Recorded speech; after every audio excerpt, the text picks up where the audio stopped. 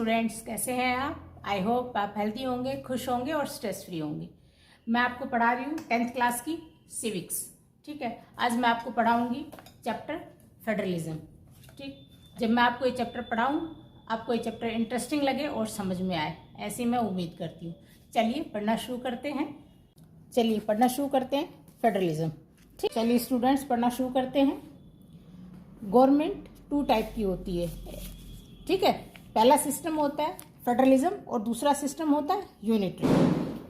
Federalism system में क्या होता है, पार्ट्स बटी होती हैं। ठीक है, और यूनिटरी सिस्टम में पूरी जो गवर्नमेंट की पावर्स हैं एक ही हाथ में होती है।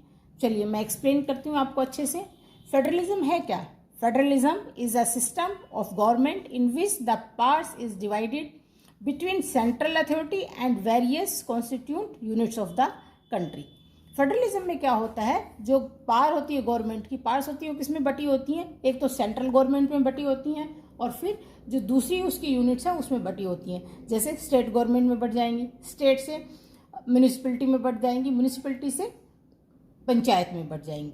तो पावर्स का डिवीज़न होता है और हर कोई अपनी अपनी पावर को यूज़ करता है, कोई उसमें इंटरफेयर नहीं करता है। ठीक है, अब जब federation has 2 levels of government, जैसे मैंने बता दिया 2 लेवल्स ऑफ गवर्नमेंट होते हैं, एक सेंटर में होता है और एक स्टेट में होगा।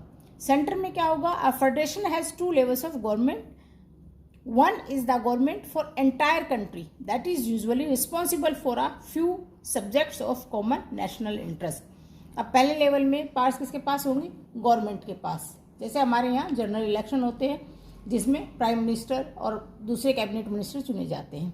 इसमें प्राइम मिनिस्टर क्या करते हैं, ये सेंट्रल के लिए काम करते हैं और जो सिटीजन के जो कॉमन इंटरेस्ट है उसके ऊपर फोकस होता है कि उनका अच्छे से अच्छा काम कैसे किया जाए। तो कुछ पार्ट्स किसके पास होती है? सेंट्रल गवर्नमेंट के लिए। और सेंट्रल गवर्नमेंट क्या करती है, कॉमन लोगों के हिसाब से काम करती है। अब सेकंड लेवल ऑफ गवर्नमेंट क्या होगी? Second level of government at the province और state. Second level of government क्या होती है? स्टेट पे होती है। And that look after much of the day to day administrative of their state. अब स्टेट गवर्नमेंट स्टेट के लोगों के हिसाब से काम करती है। स्टेट में कैसा प्रशासन रहे, बिजली, पानी, सड़क, ये सब काम कौन करती है? स्टेट गवर्नमेंट करती है, स्टेट के लोगों के हिसाब से। ठीक है, अब इसमें भी जो पावर होती हैं वो नीचे बटी होती हैं। टाउन में ये पावर्स किसको दी जाती हैं? म्यूनिसिपैलिटी को दी जाती है ताकि वो अपने टाउन के हिसाब से काम करे। और फिर और नीचे आके पंचायत को कुछ पावर्स दी जाती है ताकि वो विलेजेस के हिसाब से काम करे। अब बताया गया both of these levels of government enjoy their power independent of others. अब ये जो दोनों टाइप की गवर्नमेंट है, सेंट्रल लेवल पे और स्टेट लेवल पे, इनकी पावर्स जो है बटी हुई हैं और ये अपने अपने पावर्स को एंजॉय करती हैं और उनको यूज़ करती हैं अपने सिटीजन्स के वेलबींग के लिए। ठीक है, आज 2 टाइप की गवर्नमेंट होगी, एक तो फेडरलिज्म हो गया और दूसरी होती है यूनिटरी। यूनिटरी में क्या होता है, in this system where the national government has all the parts. इसमें तो फेडरलिज्म में तो पार्ट्स बटी हुई थी, लेकिन यूनिटरी में सारी पार्ट एक के ही पास होती हैं जो उस पार्ट्स को एंजॉय करते हैं।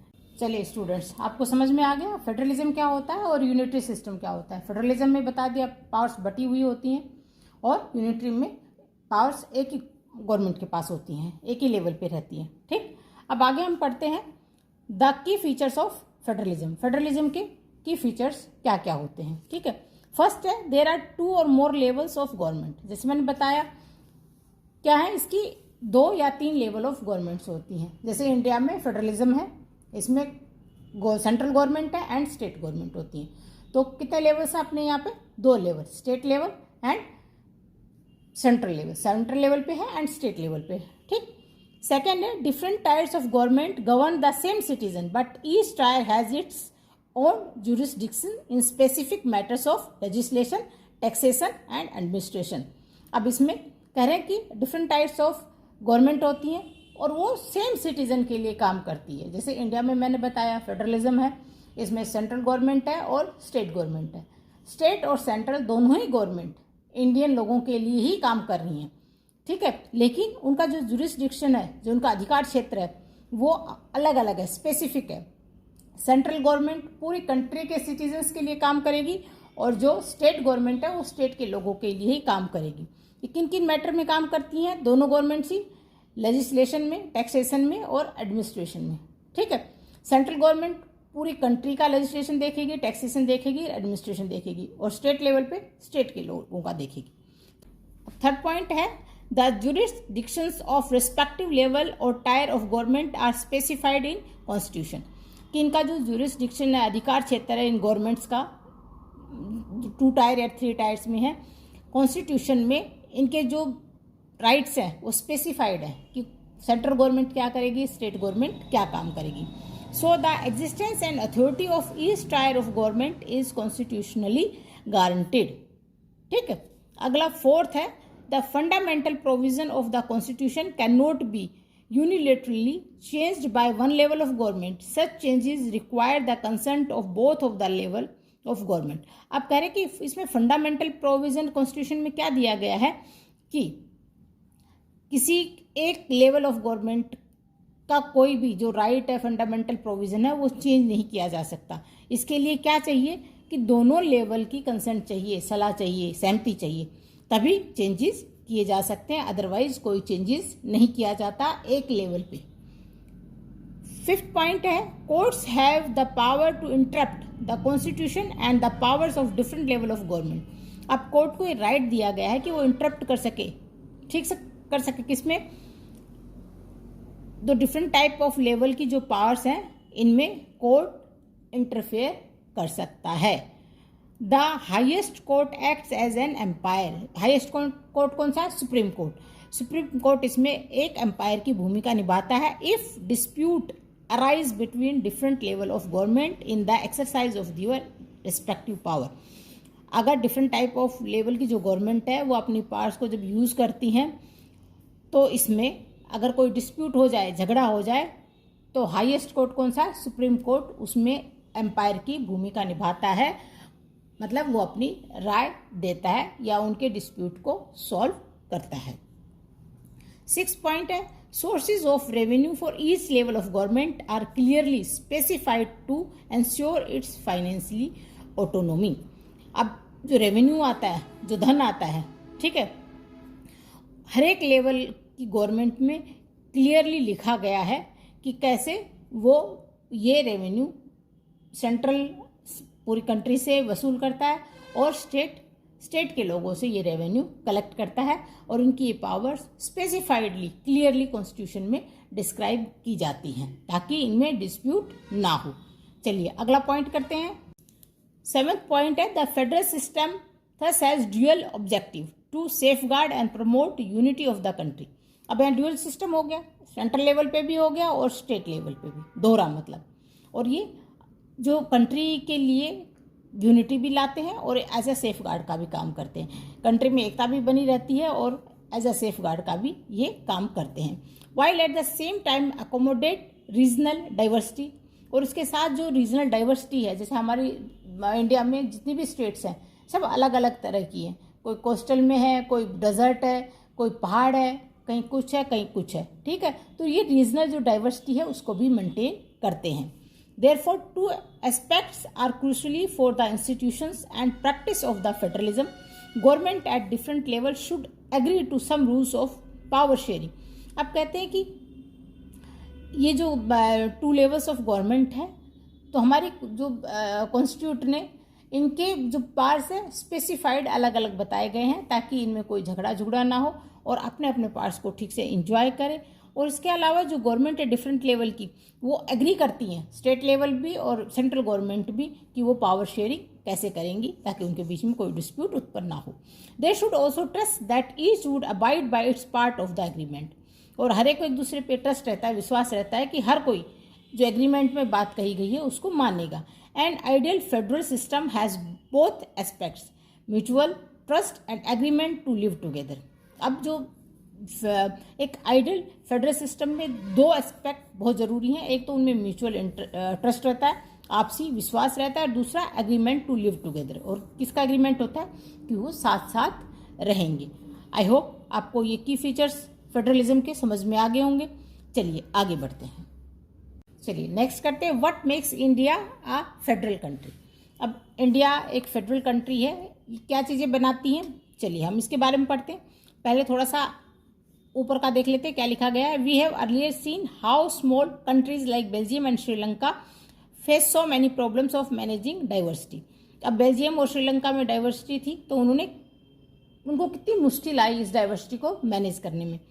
आपको मैंने पढ़ाया था बेल्जियम में क्या थे, फ्रेंच और जो डच थे इनके बीच में झगड़ा हो गया था।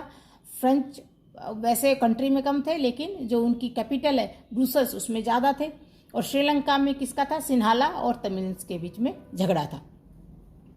What about a vast country like India. अब इंडिया तो बहुत बड़ी कंट्री है, ये दोनों तो बहुत छोटी छोटी हैं। बेल्जियम की पॉपुलेशन मैंने बताई कि 1 करोड़ से थोड़ा ऊपर है, हरियाणा की पॉपुलेशन से भी कम। और श्रीलंका की जो पॉपुलेशन है वो हरियाणा के बराबर है, लगभग 2 करोड़ है। और इंडिया के तो एक स्टेट की ही जो पॉपुलेशन है वो 2 करोड़ के करीब है, हरियाणा की। ठीक है, तो अपने यहाँ इतने सारे स्टेट्स हैं तो इतनी सारी डाइवर्सिटी है, उसको इंडिया कैसे मैनेज करता है। अब इंडिया के बारे में बताया गया है with so many languages, religion और रीजन्स। इंडिया में क्या है, बहुत सारे लैंग्वेज हैं और रिलीजन है, धर्म है और रीजन्स है, क्षेत्र है। मैंने बताया ना, कोई कोस्टल है, कोई प्लेन है, कोई प्लेटू है। ठीक, what are the power sharing arrangement in our country. हमारी जो कंट्री में है वो पावर शेयरिंग अरेंजमेंट कैसा है। Let's begin with the constitution. India has emerged as an independent nation after a painful and bloody partition. ठीक है, जब भारत और पाकिस्तान का पार्टीशन हुआ उसके बाद बहुत पेनफुल था, बहुत लोग मरे, उसके बाद इंडिया एक इंडिपेंडेंट नेशन बना। Soon after independence several princely states became a part of the country. अब जो प्रिंसली जो स्टेट्स थी वो इंडिया का हिस्सा बन गई। And the constitution declared India as a union state. और कॉन्स्टिट्यूशन ने क्या डिक्लेयर कर दिया, इंडिया को एक union state. Although it did not use the word federation. उस टाइम जो ये वर्ड फेडरेशन था इसको यूज नहीं किया गया था। The Indian union is based on the principle of federalism. जो इंडिया ये है उसका इंडियन यूनियन का जो प्रिंसिपल किसके ऊपर था, फेडरलिज्म के ऊपर। ठीक है, आगे है, let's go back to the 7 features of federalism mentioned above. अब 7 फीचर्स जो बताए गए थे उस पर हम डिस्कस करेंगे। We can see that all these features apply to the provision of Indian constitution. और ये जो 7 के 7 फीचर्स जो मैंने पीछे एक्सप्लेन किए हैं वो इंडियन कॉन्स्टिट्यूशन में ये अप्लाई होते हैं, ये दिए गए हैं, इसलिए इंडिया को फेडरल कंट्री कहा गया है। The constitution originally provided for 2 tier system of government. Constitution ने हमें 2 tier ऑफ सिस्टम दिया है गवर्नमेंट का, सेंट्रल लेवल पे और स्टेट लेवल पे। ठीक है, द यूनियन गवर्नमेंट और what we call the central government. Union government भी कहते हैं इसको और सेंट्रल गवर्नमेंट भी कहते हैं। ठीक है, ये पूरी कंट्री के लिए काम करती है। Representing of India and the state government. तो 2 टाइप के लेवल हो गए, union of India and state government. A third tier of federalism was divided into the form of panchayat and municipality. और जो थर्ड लेवल ऑफ गवर्नमेंट हमने किस में कर दिया, पंचायत में और म्यूनिसिपैलिटीज में। पंचायत गांव में होगी और म्यूनिसिपैलिटी टाउन में होगी। As in any federation these different tiers enjoy separate jurisdiction. अब सभी का अपना अपना अधिकार क्षेत्र है। And the constitution clearly provided a 3-fold distribution of legislative powers between the union government, state government. ठीक है, अब जो हमारे कॉन्स्टिट्यूशन ने सबकी जो पावर्स है, लेजिस्लेटिव पावर्स है, ये यूनियन और स्टेट गवर्नमेंट में बांटी हुई हैं ताकि कोई भी डिस्प्यूट ना हो। और वो क्लियरली मेंशन है कि सेंट्रल गवर्नमेंट कौन सी पावर्स को एंजॉय करेगा और स्टेट गवर्नमेंट कौन सी पावर्स को एंजॉय करेगा। और जो थर्ड लेवल की जो गवर्नमेंट है, म्यूनिसिपैलिटी और पंचायत, उनकी भी पावर्स कॉन्स्टिट्यूशन में डिस्क्राइब की गई हैं कि वो कौन कौन सी पावर्स को एंजॉय करेंगे। अब देखिए, union government and the state government. ठीक है, इट कंटेन्स 3 लिस्ट। अब इनमें 3 लिस्ट हैं। पहले है union list and state list and concurrent list.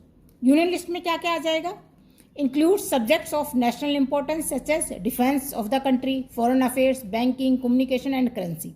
And they are included in this list because we need a uniform policy on the matters throughout the country, and the union government alone can make laws relating to the subject mentioned in the union list. अब constitution ने union list, central को कौन कौन सी power दी है, एक तो defence, country का defence देखेंगी, वो फॉरेन अफेयर्स देखेंगी, एक कंट्री से दूसरी कंट्री के जो अफेयर्स होते हैं, बैंकिंग का देखेंगी, कम्युनिकेशन का देखेंगी और करेंसी का देखेंगी। ये पावर्स किसको दी गई हैं, यूनियन को। स्टेट को कौन कौन सी पावर दी गई हैं, contains subjects of state and local importance such as police, trade, commerce, agriculture and irrigation. And the state government alone can make laws relating to the subject mentioned in the state list. कि police होगी, उसका trade होगा state का, commerce होगा, agriculture पे काम करेगी और इरिगेशन पे काम करेगी, और स्टेट गवर्नमेंट अपने स्टेट के लोगों के लिए लॉस बनाएगी। ठीक है। थर्ड है कॉन्करेंट लिस्ट। चलिए स्टूडेंट्स, नेक्स्ट लिस्ट है कॉन्करेंट लिस्ट। ठीक है, इसमें वो सब्जेक्ट आएंगे जो दोनों करेंगे, स्टेट लेवल पे भी होंगे और गवर्नमेंट भी करेगी। ठीक है, दो लिस्ट बता दिए मैंने, यूनियन लिस्ट और स्टेट लिस्ट। इसमें वो सब्जेक्ट आ जाएंगे जो दोनों करेंगे, यूनियन लेवल पे भी होंगे और स्टेट लेवल पे भी होंगे। कॉन्करेंट लिस्ट में क्या क्या सब्जेक्ट आ जाएंगे, जैसे एजुकेशन आ जाएगी, फॉरेस्ट आ जाएगा, ट्रेड यूनियन आ जाएगी, मैरिज आ जाएगी, अडॉप्शन आ जाएगा एंड सक्सेशन। क्या लिखा है इसमें, concurrent list includes subject of common interest. Common interest मतलब जो सिटीजन है इंडियन, उनके जो कॉमन इंटरेस्ट की चीज़ें to both the union government as well as the state government, दोनों में ही आएंगे, यूनियन गवर्नमेंट में भी और स्टेट गवर्नमेंट में भी।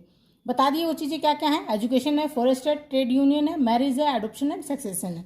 Both the union as well as the state government can make laws on the subject mentioned in this list. ये जितने दे रखे हैं ये दोनों, स्टेट गवर्नमेंट और अपनी यूनियन गवर्नमेंट, दोनों इनके ऊपर लॉज बना सकती है। If their laws conflict with each other the law made by the union government will prevail. मान लीजिए स्टेट गवर्नमेंट ने भी कुछ लॉज बना दिए और यूनियन गवर्नमेंट में, और इन दोनों के ही बीच में कॉन्फ्लिक्ट हो गया किसी बात को लेके, किसी लॉ को लेके, तो किसका लॉ माना जाएगा, जो यूनियन गवर्नमेंट ने बनाया है वो चलन में रहेगा, वो मान्य होगा। ठीक है, आपको तीनों लिस्ट समझ में आ गई होंगी। तीनों लिस्ट में क्या क्या चीज़ें आएंगी वो मैंने अच्छे से एक्सप्लेन कर दिया। अब आगे बढ़ते हैं। What about subject that do not fall in any the three list. अब उन सब्जेक्ट्स के बारे में क्या जो तीनों लिस्ट में नहीं है, ना तो यूनियन लिस्ट में है, ना स्टेट लिस्ट में है, ना कॉन्करेंट लिस्ट में है। Our subject like computer software that came up after the constitution was made. अब जो कंप्यूटर सॉफ्टवेयर है वो कब आया है, हमारे कॉन्स्टिट्यूशन बनने के बाद। According to our constitution the union government has the power to legislate on these residuary subjects. अब जो ये बाद में चीज़ें आई हैं, सब्जेक्ट्स आए हैं, हमारा कॉन्स्टिट्यूशन क्या कहता है कि यूनियन गवर्नमेंट इस पे लॉ बना सकती है। ये पावर किसको दी गई है, यूनियन गवर्नमेंट को, कि जो बाद में सब्जेक्ट्स आए हैं उन पे यूनियन गवर्नमेंट लॉ बनाएगी। आगे करते हैं। All states in the Indian union do not have identical powers. अब एक और बात आ गई है, फर्स्ट हमने इसमें ले लिया, टॉपिक उठा लिया है कि इंडिया में जितनी भी स्टेट्स हैं सबको बराबर पावर्स नहीं दी गई हैं, सब बराबर पावर्स यूज नहीं करते हैं। Some states enjoy a special status. कुछ जो स्टेट है उनको स्पेशल स्टेटस दिया गया है। इसमें J&K का मेंशन किया गया है, लेकिन अब J&K क्या हो गया है, अलग बना दिया गया है स्टेट। अब उसमें इलेक्शन भी हो गए हैं, उमर अब्दुल्ला उसके चीफ मिनिस्टर भी बन गए। पहले ये क्या था, it has its own constitution. पहले जम्मू एंड कश्मीर का अपना कॉन्स्टिट्यूशन था, उनका अपना फ्लैग था, ठीक है, लेकिन अब हट गया है। इसे लेह लद्दाख को अलग कर दिया गया है, अलग बना दिया गया है, और J&K को अलग बना दिया गया है, और J&K का भी जो अलग से कॉन्स्टिट्यूशन था वो ख़त्म कर दिया गया है। अब इंडियन कॉन्स्टिट्यूशन ही यहाँ पे लागू होता है। और अभी इलेक्शन हुए हैं, आप लोगों को पता है 2024 में, और यहाँ के चीफ मिनिस्टर कौन बन गए J&K के, उमर अब्दुल्ला, ठीक है। पहले इसको स्पेशल स्टेटस था, अब नहीं है। Fine. Many provisions of the Indian constitution are not applicable to this state without the approval of the state assembly. अब पहले क्या होता था कि J&K में कुछ भी अगर करना होता था तो J&K की स्टेट असेंबली में उसका अप्रूवल चाहिए होता था, लेकिन अब ऐसा नहीं है, क्योंकि अब इलेक्शन हो गए हैं और सब जैसे बाकी स्टेट्स में होता है वैसे हो रहा है इसमें। Indians who are not permanent residents of this state can not buy land or house here. पहले क्या होता था, जो स्टेट के रेजिडेंट नहीं थे परमानेंट, वहाँ ना तो ज़मीन खरीद सकते थे ना ही घर खरीद सकते थे, लेकिन अब कोई भी इंडियन, किसी भी स्टेट का इंडियन J&K में जाके ज़मीन भी खरीद सकता है, घर भी खरीद सकता है। Similarly special provision exist for some other states of India as well. और इंडिया की दूसरी भी स्टेट है जहाँ पे स्पेशल प्रोविजन है, उनके बारे में चलो पढ़ते हैं। चलिए आगे करते हैं। There are some units of Indian union which enjoy very little power. अब कुछ जो इंडियन यूनिट्स हैं वो बहुत ही कम, मतलब थोड़ी पावर इंजॉय करती हैं। These are areas which are too small to become an independent state but which could not be merged with any of the existing state. अब वो कौन सी स्टेट्स हैं, कौन से एरियाज हैं, जो बहुत छोटे हैं, जिनको इंडिपेंडेंट स्टेट भी नहीं बना सकते और जिनको दूसरी जो एग्जिस्टिंग स्टेट्स हैं उनके साथ मर्ज कर सकते, कि ना तो वो दूसरे स्टेट में मर्ज हो सकती है और ना ही इंडिपेंडेंट स्टेट बन सकती है। These areas like Chandigarh, Lakshadweep and capital city of Delhi. वो एरिया कौन कौन से हैं? चंडीगढ़ है, लक्षद्वीप है और दिल्ली है। Are called union territories. और इस टाइप के एरियाज और स्टेट्स को क्या कहते हैं? Union territories. These territories do not have the power of a state. In territories को स्टेट की पावर नहीं है। जो स्टेट्स हैं उनको जो पार्ट्स दी गई हैं वो यूनियन टेरिटरीज को वो पार्ट्स नहीं दी गई हैं। And the central government has special powers in running these areas. Central जो गवर्नमेंट है उनको स्पेशल पावर्स दी गई हैं ताकि ये यूनियन टेरिटरीज को चला सके, अच्छे से संभाल सके। चलिए आगे बढ़ते हैं। आगे है this sharing of power between the union government and the state government is basic to the structure of the constitution. अब जो पावर शेयरिंग है किसके बीच में? यूनियन गवर्नमेंट के बीच में और स्टेट गवर्नमेंट के बीच में। वो हमारे कॉन्स्टिट्यूशन का बेसिक स्ट्रक्चर है, बेसिक ढांचा है। It is not easy to make changes to this power sharing arrangement. अगर ये जो पावर शेयरिंग है जो हमारे कॉन्स्टिट्यूशन ने यूनियन गवर्नमेंट और स्टेट गवर्नमेंट को दी है, इन पार्ट्स को शेयर करना, इस पे एग्रीमेंट करना आसान नहीं है, इसको चेंज करना आसान नहीं है। The parliament can not on its own change this arrangement. केवल पार्लियामेंट इस अरेंजमेंट को चेंज नहीं कर सकती। Any change to it has to be first passed by both the houses of parliament with at least 2/3 majority. अगर किसी को भी इस अरेंजमेंट को चेंज करना है तो पार्लियामेंट के जो दोनों हाउस है, दो हाउस कौन कौन से हैं? लोकसभा और राज्यसभा, इसमें 2/3 मेजोरिटी से इसको पास कराना पड़ेगा। And then it has to be rectified by the legislatures of at least half of the total state. और फिर जो लेजिस्लेचर है किसके? जो टोटल स्टेट है उनका हाफ, वहाँ भी इसको रेक्टिफाइड, इसको ठीक करवाना पड़ेगा और पास कराना पड़ेगा, तब ये जो एग्रीमेंट है पावर शेयरिंग का, इसको चेंज किया जा सकता है। इसलिए कहा गया है कि अगर ये power sharing between union government और स्टेट गवर्नमेंट, अगर ये पावर शेयरिंग का जो एग्रीमेंट है चेंज करना है तो ये इजी नहीं है। पहले कहाँ जाएगा? पार्लियामेंट में जाएगा, दोनों हाउसेज में। जहाँ कितना मेजोरिटी चाहिए? 2/3। और जब यहाँ 2/3 मेजोरिटी मिल जाएगी उसके बाद ये कहाँ जाएगा रेक्टिफाइड होने के लिए? Legislature of at least half of the total state. Total state का जो हाफ है, आधा है, मान लो 28 है, तो 14 जो लेजिस्लेटर है इसको रेक्टिफाइड करेंगे, इसको पास करेंगे, तब ये पावर शेयरिंग का जो एग्रीमेंट है इसमें चेंजेस आएंगे। चलिए आगे बढ़ते हैं।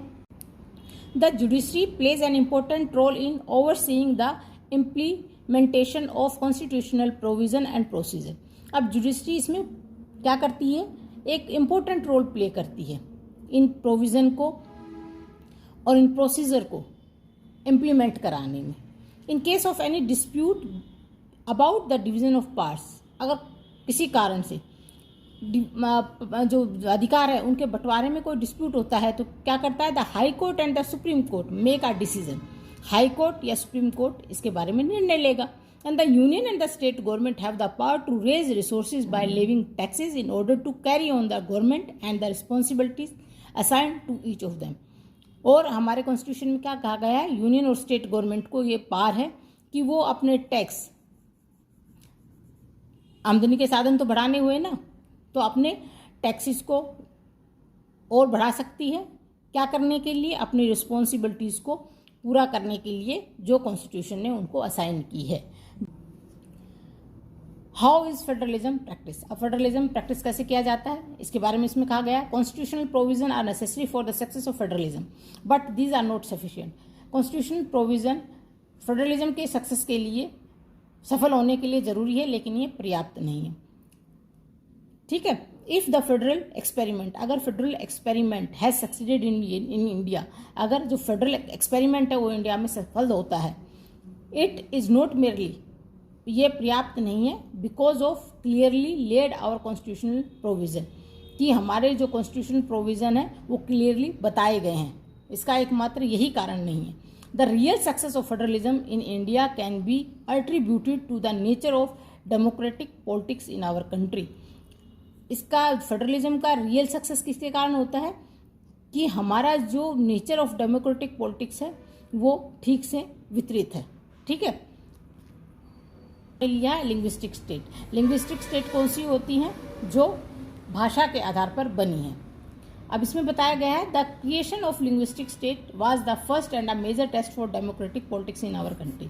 हमारे कंट्री में पहला जो मेजर टेस्ट था वो क्या था कि लिंग्विस्टिक स्टेट बनाना। ठीक है।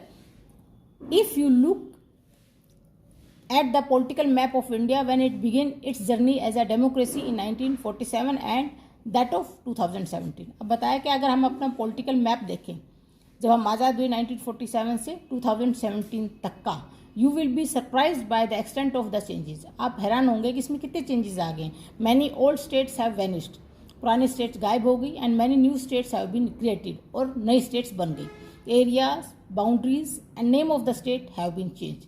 एरिया बदल गए, बाउंड्री बदल गई और स्टेट्स के नाम भी बदल गए। In 1947 the boundaries of several old state of India were changed in order to create new state. 1947 के बाद की बात करी गई है।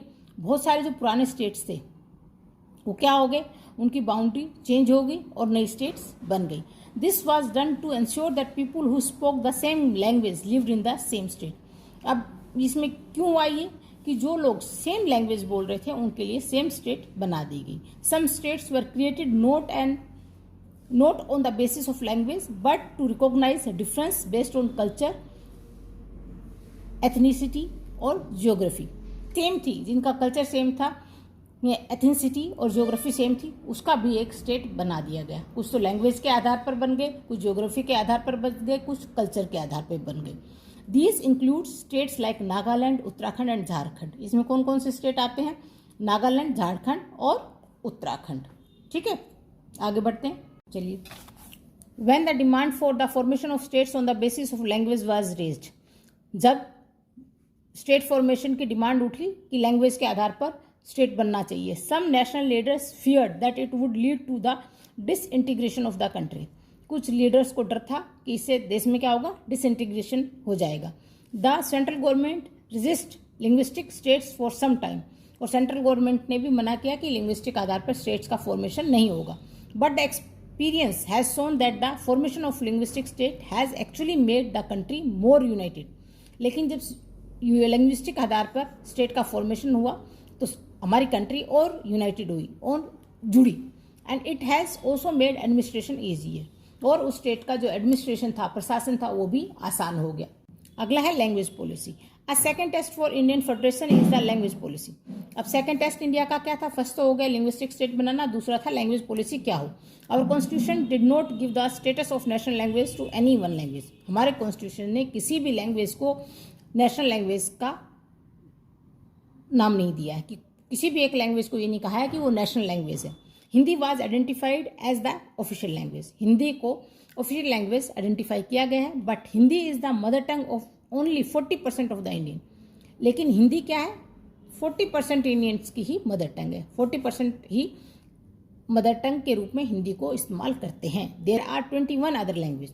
हिंदी के अलावा 21 और लैंग्वेजेस हैं रिकॉग्नाइज्ड एज शेड्यूल्ड लैंग्वेज, जिनको क्या कहा गया है? Scheduled language by the constitution. हमारे कॉन्स्टिट्यूशन ने जो बाकी 21 लैंग्वेज है हिंदी के अलावा, उनको क्या कहा है? Scheduled language.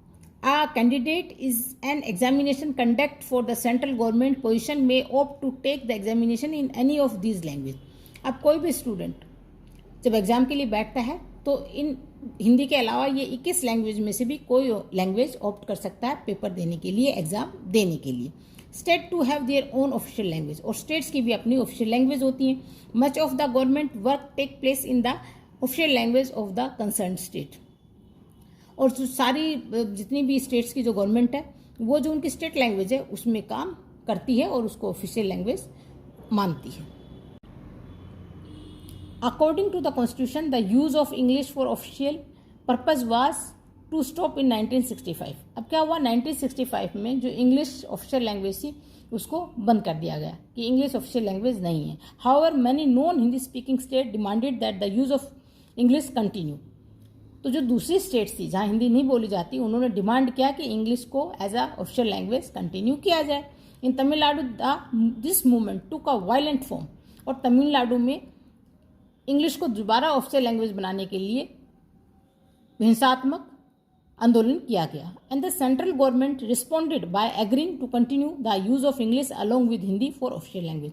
फिर सेंट्रल गवर्नमेंट को मानना पड़ा कि हिंदी के अलावा इंग्लिश को भी ऑफिशियल लैंग्वेज रखा जाए। ठीक है, many cities think that this solution favoured the English speaking elite. अब कुछ क्रिटिक्स ने ये भी माना कि जो इंग्लिश स्पीकिंग जो अपर क्लास है उसको खुश करने के लिए ये फेवर लिया गया। अब आगे है promotion of Hindi continue to be the official policy of the government of India. अब कहा गया कि हिंदी का प्रमोशन करने के लिए हिंदी को भी ऑफिशियल लैंग्वेज रखा गया। ठीक है, promotion does not mean that the central government can impose Hindi on states where people speak a different language. Promotion का मतलब ये नहीं है कि सेंट्रल गवर्नमेंट जो स्टेट जहाँ हिंदी नहीं बोली जाती वहाँ भी इम्पोज करे कि नहीं तुम हिंदी को अपनी ऑफिशियल लैंग्वेज रखो, ऐसा नहीं था। The flexibility shown by the Indian political leaders helped our country avoid the kind of situation that Sri Lanka finds itself इन।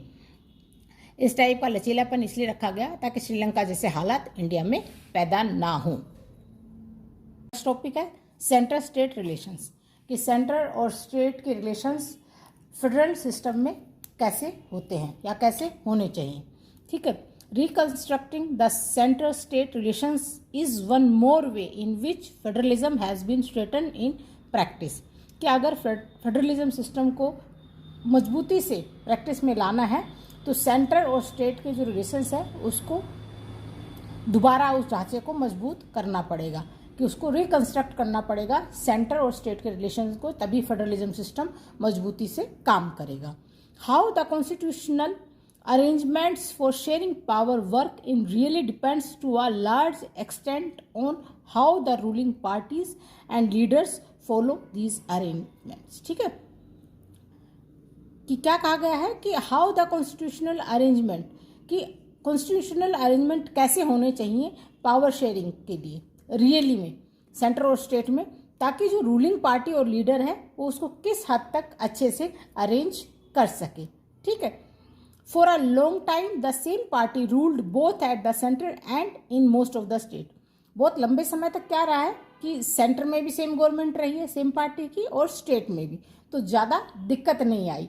ठीक है, this meant that the state governments did not exercise their rights as autonomous federal units, कि federal units में जो state government की जो सरकारें थी उनको स्वतः ही अपनी पावर्स को यूज करने की ज़्यादा जरूरत नहीं पड़ी, क्योंकि सेंटर में भी उन्हीं की पार्टी थी। दिक्कत कब होती है जब सेंट्रल में डिफरेंट पार्टी हो और स्टेट में डिफरेंट पार्टी हो।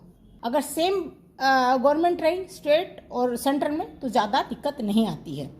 As and when the ruling party at the state level was different, the parties that ruled at the center tries to undermine the power of the state। जैसे मैंने बताया कि अगर centre में अलग government है और स्टेट में अलग गवर्नमेंट है तो जो स्टेट की पावर्स है उनको कमतर आका जाता है, उनको कमज़ोर किया जाता है। In those days the central government would often misuse the constitutional to dismiss the state government that was controlled by rival parties. This undermined the spirit of federalism. अब क्या होता है, सेंटर में अलग है और स्टेट में अलग गवर्नमेंट है, तो जो हमारे कॉन्स्टिट्यूशनल राइट है पावर शेयरिंग के वो मिसयूज होते हैं और जिससे जो फेडरलिज्म का जो स्पिरिट ऑफ फेडरलिज्म है वो क्या हो जाता है, वो कमजोर हो जाता है।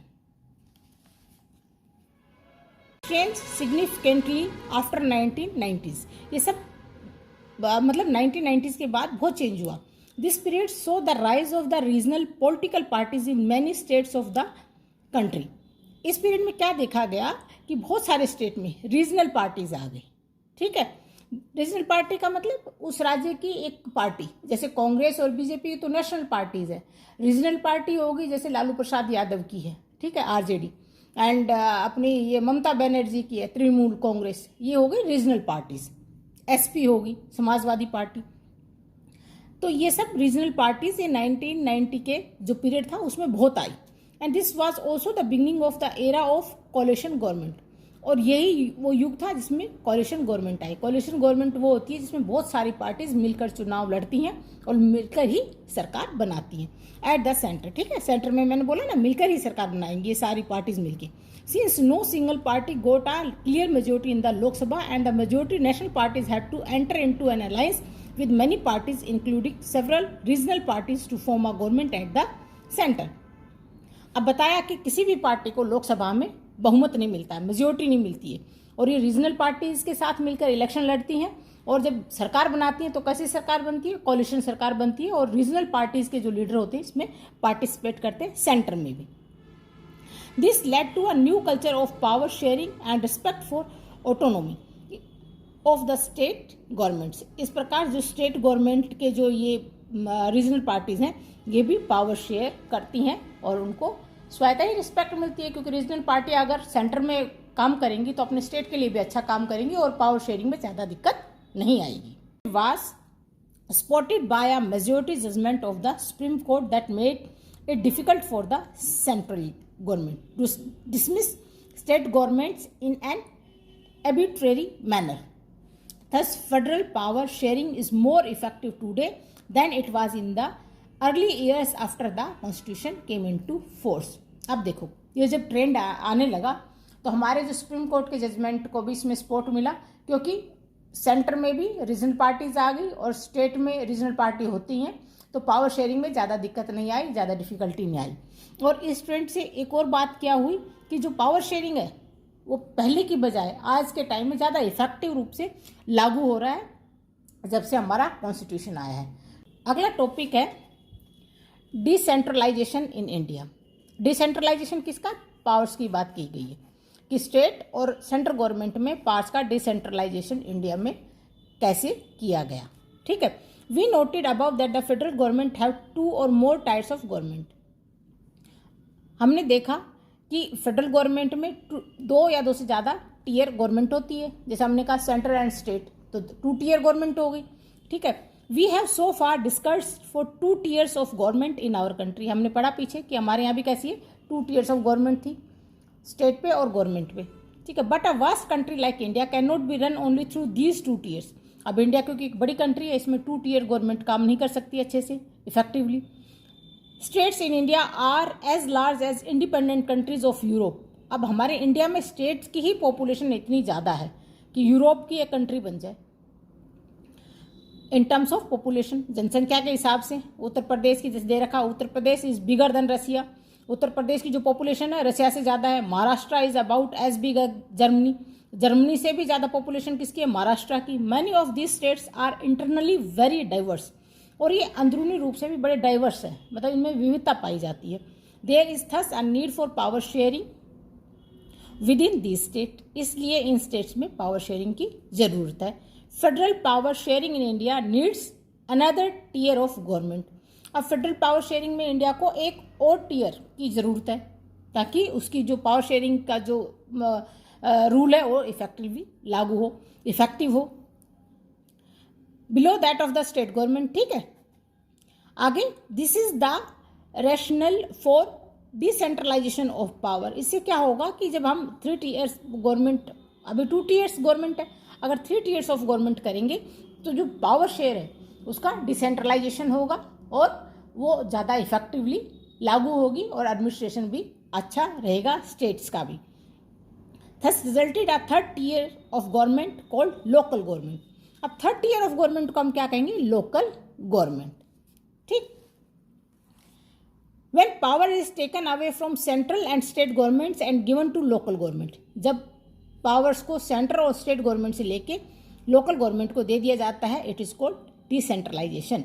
इसको क्या कहेंगे? डिसेंट्रलाइजेशन, विकेंद्रीकरण। पहले एक ही जगह पे पावर थी सेंटर और स्टेट में, अब उनसे दोनों से पावर लेके 3rd टीयर गवर्नमेंट को दे दी गई, जिसको लोकल गवर्नमेंट कहा गया, और इसको क्या कहा गया? पावर्स का डिसेंट्रलाइजेशन।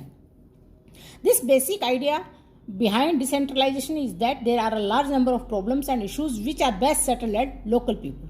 अब कहते हैं कि स्टेट लेवल पे कोई आदमी बैठा है लेकिन उसको गांव की या टाउन्स की प्रॉब्लम नहीं पता। ठीक है, वहाँ के लोकल लोगों को भी वहाँ की प्रॉब्लम पता है और उसका सॉल्यूशन पता है।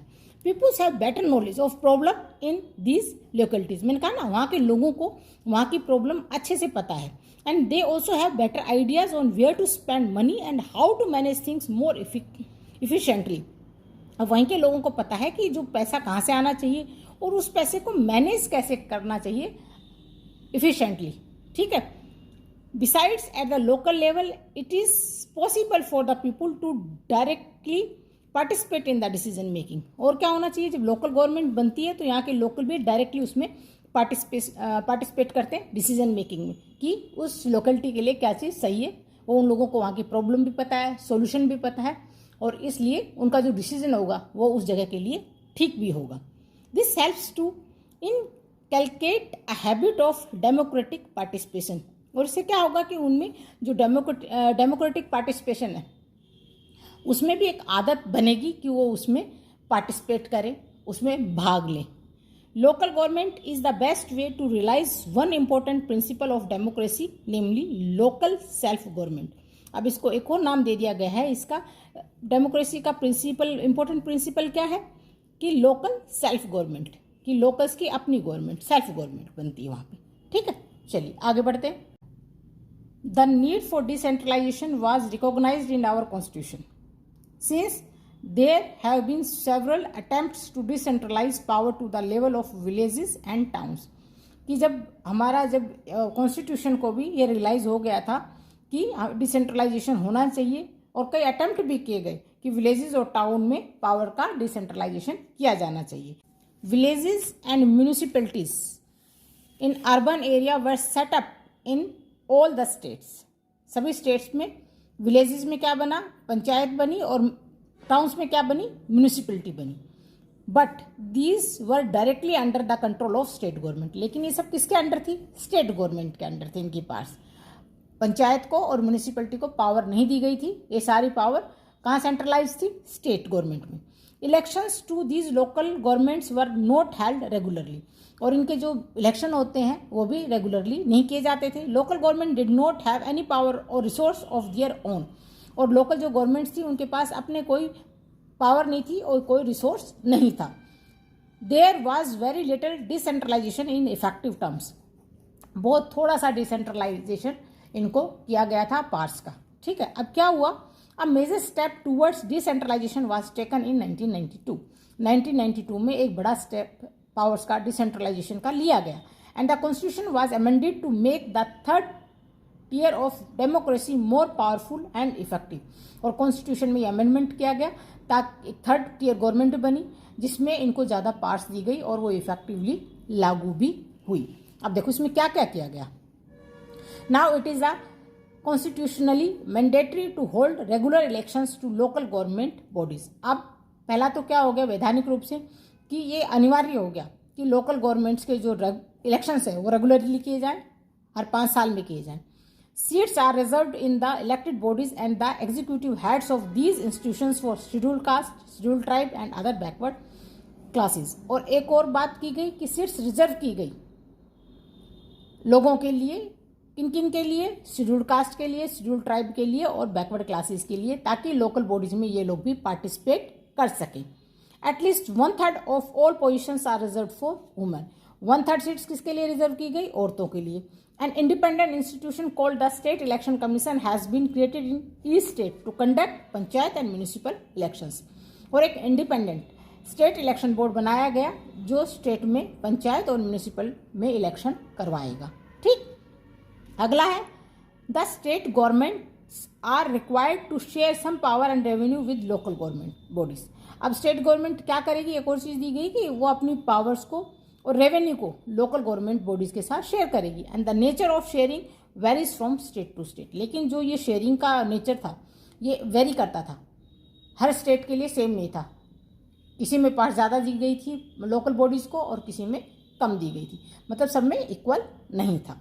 आगे है rural local government is popularly known by the name panchayat raj. अब जो रूरल लोकल बॉडी है उसको किस नाम से जाना गया, पंचायत राज। ईच विलेज और a group of village in some states has a gram panchayat. हर एक गांव में या एक गांव का ग्रुप 2-3 गांव मिला के क्या बनी, ग्राम पंचायत बनी। And this is a council consisting of several ward members, और इसमें बहुत सारे वार्ड मेंबर रखे गए, ऑफन कॉल्ड पंच, इनको पंच कहा गया, एंड प्रेसिडेंट और सरपंच, और उनका जो हेड था उसको प्रेसिडेंट और सरपंच कहा गया।